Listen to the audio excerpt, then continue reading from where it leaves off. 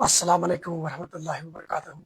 तमाम देखने वालों को मीर का प्यार भरा सलाम पहुँचे। और डिस्क्रिप्शन से आपने पढ़ी होगी unemployment rate in Jammu and Kashmir और educated youth are still waiting for government jobs. बात करेंगे जम्मू कश्मीर के आर्टिकल ऑब्लिगेशन 370 के बाद यहाँ पे जो हालात हुए थे उसमें यूटी में गवर्नर एडमिनिस्ट्रेशन देख रही थी, लेकिन उसके बाद जब यहाँ पे इंतखाबात हुए हैं 2024 में, उसके बाद यहाँ पे लोगों ने बढ़ चढ़ कर हिस्सा लिया है और उसके बाद यहाँ पे नेशनल कॉन्फ्रेंस को एक बहुत बड़ा मैंडेट मिला है। तो उन्होंने जो अपने मैनिफेस्टो में वादे किए हैं कि 1 लाख तक हम 5 सालों में नौकरियां देंगे, कई सारे चीज़ें जो उन्होंने बता दी थी उस अपने मैनिफेस्टो में। लेकिन अब बात करेंगे हम कि जिस तरह से यहाँ पे अनएम्प्लॉयमेंट दिन ब दिन बढ़ती जा रही है कि पेरेंट्स परेशान है, एजुकेटेड यूथ परेशान है यहाँ पर, लेकिन गवर्नमेंट ने कई सारे स्कीमें प्रोवाइड करी है यूथ के लिए। लेकिन उसमें जो ये एक एनालिसिस हुई है कि अगर सिविल डिपार्टमेंट्स में बहुत सारी वैकेंसीज है तो गवर्नमेंट को कम से कम सोचना चाहिए कि यूथ की वहाँ पे भर्ती होनी चाहिए, डिपार्टमेंट्स में सिलेक्शन होनी चाहिए।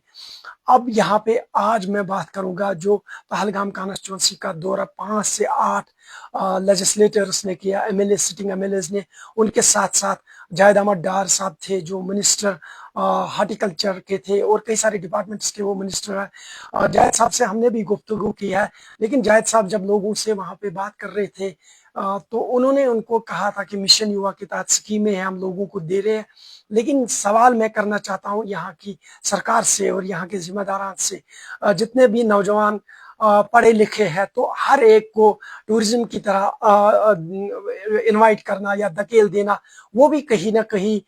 100% ठीक नहीं है। या स्पोर्ट्स में या बिजनेस में या बहुत सारे चीजों में आप कितने लड़के लोन का सहारा लेंगे, बैंक का सहारा लेंगे। तो सवाल ये पैदा होता है कि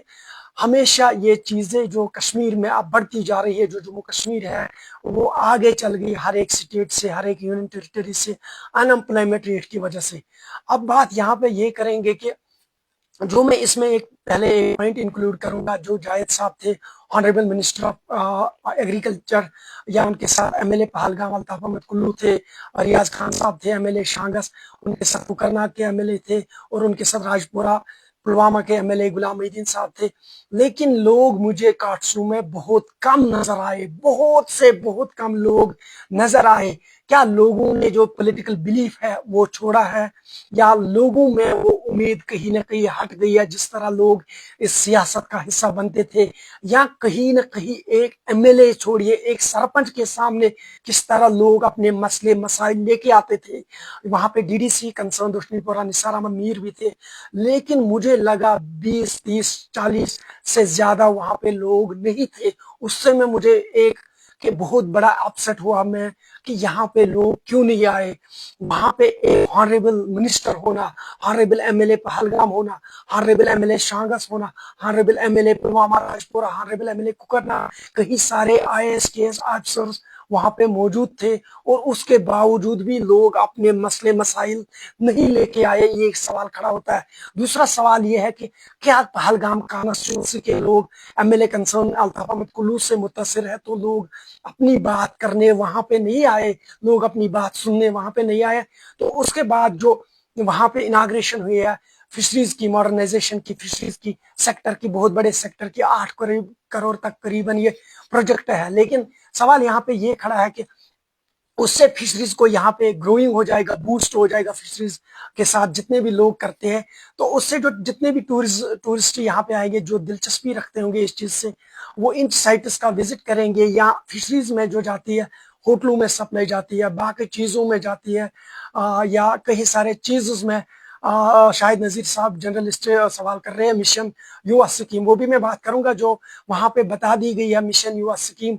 जायद साहब ने, कि उसमें मुझे लग रहा है कि वो सेंट्रल गवर्नमेंट की स्कीम है, लेकिन वो किसकी भी स्कीम है। मिशन युवा स्कीम में जो सब्सिडी 1 लाख तक मिलता है, 10 लाख तक, जो मुझे पता है उस बारे में, जो मैंने उसमें तक अपनी नॉलेज के अकॉर्डिंग टू माई नॉलेज पढ़ा है कि मिशन युवा के तहत अगर आप स्कीम दे रहे हो उसमें फिर आप बैंक का कहना है कि 9% इंटरेस्ट, और वहां पे आपको कोई काम पहले खड़ा करना है, बैंक उसका जायजा लेता है, उसके बाद ये आप मिशन युवा करता है। लेकिन मेरा मौजू यहाँ पे अनएम्प्लॉयमेंट रेट है, वही मैं शायद साहब यहाँ पे डिफाइन करूंगा। जो अनएम्प्लॉयमेंट रेट है वो कश्मीर में उरूज पे जाती है। अब जो कश्मीर में तालीम है वो वहां पे बहुत ज्यादा कंपटीशन है। मैं समझता हूँ कि टूरिज्म की पहचान कश्मीर है, हॉस्पिटलिटी, यहाँ की इंटीग्रिटी, यहाँ की डिग्निटी, यहाँ का प्रॉस्पेरिटी, यहाँ की रेस्पेक्ट, यहाँ की कल्चर, यहाँ के डिशेज, यहाँ के खाने पीने, और यहाँ की सबसे बड़ी दिलों में जो जगह दी थी, from the core of heart we welcome to every person, warmly welcome करते हैं।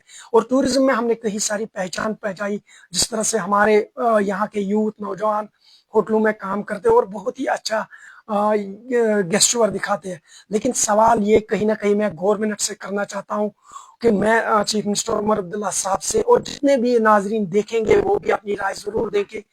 क्या टूरिज्म की तरह हर एक नौजवान को ले जाना, क्या बैंक का सहारा दे के हर एक नौजवान को एंगेज करना वो सही होगा? यहाँ जितने भी सिविल डिपार्टमेंट्स में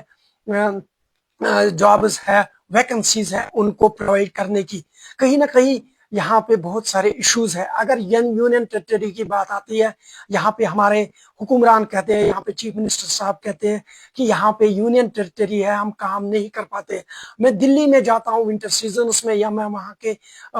बेसिक हालात से बहुत वाकिफ हूँ। यूटी में वहाँ पे कई सारे बड़े बड़े नेता रहे, उन्होंने भी यूटी में बहुत ही अच्छा काम किया, और यूटी में भी लोगों को गवर्नमेंट नौकरियां प्रोवाइड की है। या 7 से लेके 8 यूटीज है हमारे कंट्रीज में। तो इसका मतलब ये नहीं जब तक यूटी रहेगी गवर्नमेंट नौकरियां नहीं आएगी, बाकी डेवलपमेंट नहीं होगा, बाकी चीजें नहीं होगा। ये सवाल मेरा है एज एन सिटीजन जर्नलिस्ट या एक सोशल एक्टिविस्ट या एक नागरिक कह सकते हैं कि ये जिम्मेदारान से है, ये यहाँ के लोगों के, यहाँ के आला हुकाम से मेरा सवाल है कि अनएम्प्लॉयमेंट रेट यहाँ पे बढ़ती जा रही है। जो पेरेंट्स बहुत डिप्रेशन के शिकार होते हैं, जिनके बच्चे, इवन की एक बात मैं ये बता दूं कि जो माए बहनें जिन्होंने कुछ पैसा बैंक में रखा था वो पैसा भी खर्च किया अपने बच्चों को Aligarh university, Agra university, Chandigarh, greater Noida, what ever so, या बेंगलुरु में अपने बच्चों को, या विदेशों में भेजा अपने बच्चों को पढ़ने। तो उसके बावजूद भी यहाँ पे पेरेंट्स बहुत ज्यादा डिप्रेस है कि हमारे बच्चे बैंक का ही सहारा आप लेंगे कि आप ये स्कीम प्रोवाइड करो, ये स्कीम प्रोवाइड करो। लेकिन सवाल ये बहुत बड़ा है कि आपके सामने जितने भी गवर्नमेंट वैकेंसीज है उनमें फुलफिल होना चाहिए, उनमें यहाँ पे नौकरीज को, या मैं बात करूंगा कि जितने भी डेली वेजर्स हैं या बैंक में जितने भी हमारे भाई काम कर रहे हैं सेंट्रल प्राइवेट सेक्टर की तरफ से, उनको भी इनमें इंक्लूड करना चाहिए, उनको भी गवर्नमेंट नौकरी ही मिलनी चाहिए, उनका कॉन्ट्रैक्ट भी देखना चाहिए। या मैं ये कहूंगा कि जितने भी डेली वेजर्स है वो भी परेशान है। आज मैंने देखा एक पोस्ट, उसमें लिखा था कि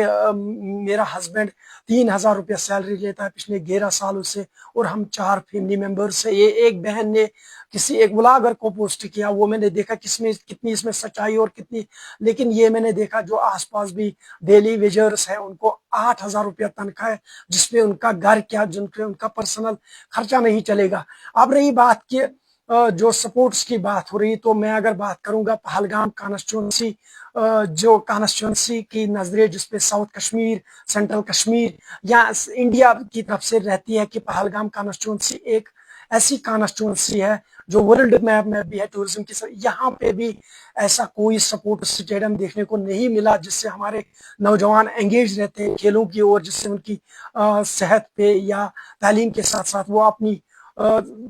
सपोर्ट्स की तरह अपने बच्चों को ध्यान रखते कि ड्रग्स और बाकी चीजों की तरह उनको नहीं जाना पड़ता। सवाल यहाँ पे बहुत ही बड़ा यही है कि कब तक यहाँ के पेरेंट्स अपने बच्चों को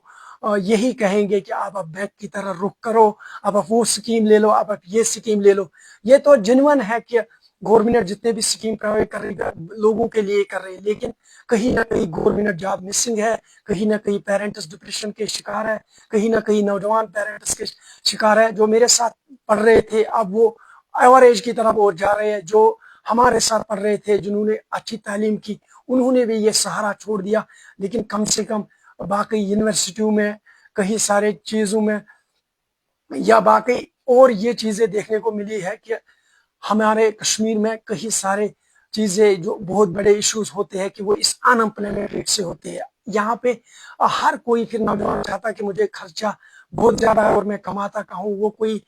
خدا نہ کرے کہ نگیٹو اختیار کرتا ہے. لیکن گورنمنٹ کو کم سے کم اس چیز کا جائزہ لینا چاہیے کہ ان امپلائمنٹ ریٹ جو بڑھتی جا رہی ہے اس کا کہیں نہ کہیں خاتمہ ہونا چاہیے. یہاں پہ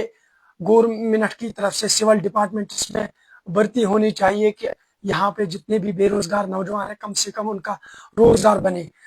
جو ایپل انڈسٹریز کی صنعت تھی وہ پوری طرح سے اس سال تباہ ہوئی, جس میں ہم نے آنریبل منسٹر جاوید احمد ڈار صاحب سے بات کی. خاص کر میں نے ہی وہ سوال KCC ویویئر کے بارے میں پوچھا تو انہوں نے اس کا جواب بڑے اچھے طریقے سے دیا کہ ہم نے اس کا جو یہاں کا جو رپورٹ بھیجا سینٹرل گورنمنٹ کو, ہم اچھی پیکیج کا